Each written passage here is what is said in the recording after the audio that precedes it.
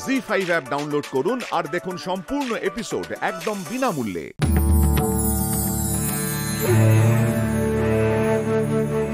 থাক মা। মাসিমা, আমার মেয়েকে আমি আর এই বাড়িতে থাকতে দিতে পারছি না। আপনি আমাকে ক্ষমা করবেন।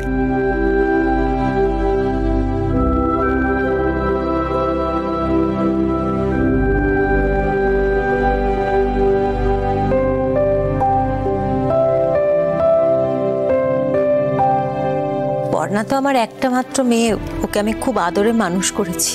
আর সব থেকে বড় কথা, আমার মেয়েকে আমি খুব ভালো করে চিনি মাসিমা। ও এমন কোনো কাজ করবে না যাতে এই বাড়ির মুখ ছোট হয়ে যাবে। পর্ণা দিদি তো এখন এই বাড়িটাই বাড়ি বৌমা, ওকে তুমি কোথায় নিয়ে যাবে? এই পরিবার ওর নিজের পরিবার। কি দিদি, এটা ভুলে গেলে নাকি? দিদি ভাই, তোমার রাগ হতে পারে, অভিমান হতে পারে, কিন্তু বাড়ি ছেড়ে চলে যাওয়ার চিন্তাটা তোমার মাথায় আসতে পারে কি? তুমি ভাবছো তুমি তোমার মেয়ের উপকার করছো, তাই তো? কিন্তু বিশ্বাস করো, তুমি আর মেজো বৌমা দুজনেই নিজেদের ছেলে মেয়ের কথা ভাবতে গিয়ে ওদের ভবিষ্যৎটা দেখছো না। প্রত্যেক সংসারে বোঝাপড়া হওয়াটা একটা যুদ্ধ, সেই যুদ্ধ থেকে মুখ ফিরিয়ে নেওয়া যায় না।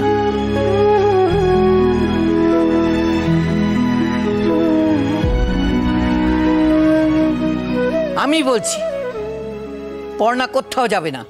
যাও, সবাই ঘরে যাও। বড় বৌমা, হ্যাঁ মা।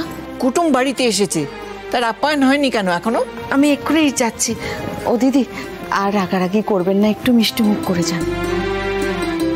মাসিমা, মাসিমা, আপনি আমার গুরুজন, আর আমাদের বাড়িতে গুরুজনদের মুখে মুখে কেউ কথা বলে না, তাই আমি আজ চুপ করে যেতে বাধ্য হচ্ছি। কিন্তু আপনার নাতি আজ যেভাবে সবার সামনে কথা বলেছে, তারপরে আমি নিশ্চিন্তে এই বাড়িতে মেয়েকে রাখতে পারছি না মাসিমা। কেন আটকাচ্ছেন মা ওনাকে? নিয়ে যান আপনি আপনার মেয়েকে। আমার বাবুর জীবনটা তো অন্তত বাঁচে তাহলে। মেজো বাবা, আমি তো কথা বলছি।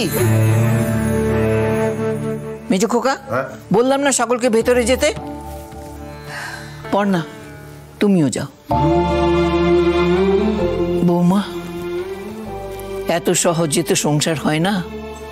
আজই সব সমস্যার সমাধান হবে না। পর্ণা দিদিকে আমি পছন্দ করে এনেছি।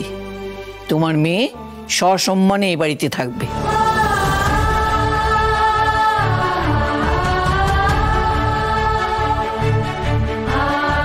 সকালে শুনে নিয়েছ? সসম্মানে এখানে থাকবে।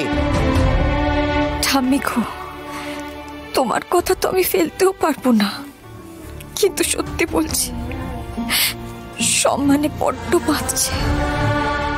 জি5 ডাউনলোড করুন আর সব এপিসোড দেখুন একদম ফ্রি।